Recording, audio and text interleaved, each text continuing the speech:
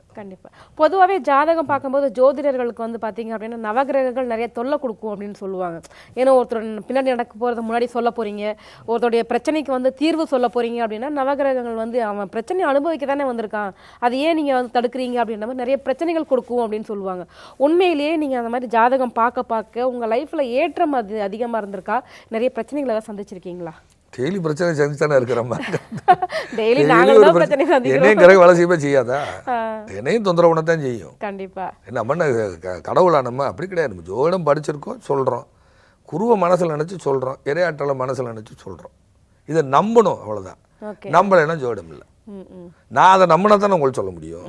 இப்போ அந்த ஐயாட்ட அவர்கிட்ட பேசிகிட்டு இருந்தோம், சார் இந்த ஏரியாவான்னு கேட்குறோம். கேட்கும்போது அதை நம்பினா தானே நான் அந்த கேள்வியே கேட்க முடியும். நானே நம்பலைன்னா எப்படி அவர்கிட்ட நான் கேட்க முடியும்? கோட்டக் மஹிந்திரா பேங்கில் அவருக்கு அக்கௌண்ட் இருக்கான்னு எப்படி நான் கேட்க முடியும்? ஸோ இந்த கட்டத்துக்குள்ளே இந்த பிளானட் இருக்குது, அவர் விருச்சிகம்னு அவர் சொல்கிறாரு. அதை லக்கணமாக வச்சு அதுக்கு என்ன அக்கௌண்ட் வரும்? அவருக்கு ஹெச்டிபிசி பேங்கில் வளர்த்து எனக்கு எப்படி தெரியும்? அவர் பேங்கில் வளர்த்தான்னு சொன்னார். நான் என்ன சொன்னேன்? ஹெச்டிபிசின்னு சொன்னேன் பிள்ளைகள் உரையாடிக்கிட்டு இருக்கும்போது. ஸோ இது அனுபவம் தான். இப்போ நான் நிறைய பேருக்கு கேட்டிருக்கிறேன். சில பேருக்கு ஒன்றுமே கேட்காம திருப்பி கொடுத்ததெல்லாம் உண்டு. ஒன்றுமே சொல்லக்கூடாது. எனக்கு மூளை வேலை செய்யணும்ல.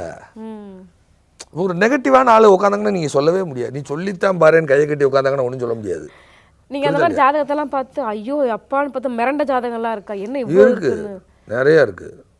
ரொம்ப ஐயோ வித்தியாசமான ஆள்லாம் இருக்குது. ஒரு ஜாதகம் பார்த்தீங்கன்னா ஒரு முழுக்க மனநோயாளி அந்த ஜாதகம். ஆனால் தெளிவாக பேசுகிறாரு.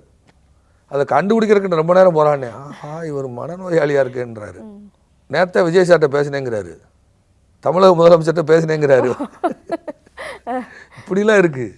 அப்புறம் தான் நமக்கு ஸ்ட்ரைக் ஆகுது, இந்த ஜாதகத்துக்கு அதுக்கு சம்மந்தம் இல்லையே அப்படின்னு. புரியுதா இல்லையா? அவ்வளோதான் விஷயம். எல்லாரையும் அது பாதிக்காமலாம் இருக்காது. எல்லாருக்கும் அந்த கிரகத்தினுடைய தாக்கம் எல்லாருக்கும் உண்டு. இப்போ எனக்குமே உண்டு. இப்போ எனக்கு 2 கூட புதன் மேலே டிரான்சிட்டில் சனிங்கிற ஒரு விஷயத்தை சுருக்கிறவர், டேமேஜ் பண்ணுறவர், பிரிவினைவாதி. புரியுதா இல்லையா? 2ஆம் இடம் குடும்பம், 2ஆம் இடம் பொருளாதாரம். நான் வீட்டோட இருந்தால் காசு விரயமாகுது. தனியாக போயிட்டேன் நான். இப்போ நான் வீட்டில் இருந்தால் காசு விரயமாகுது.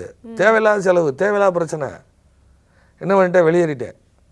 நான் எங்கே குடியிருந்தனோ அந்த வீட்டுக்கே போயிட்டேன். ஒரு அப்பார்ட்மெண்ட்டில் இருந்தேன், இப்போ நான் தனியாக போயிட்டேன். வீட்டிலேருந்து சாப்பாடு கொண்டு வந்து கொடுத்துருக்கேன், சாப்பிட்டு பேசாமல் அங்கேயே இருக்குது.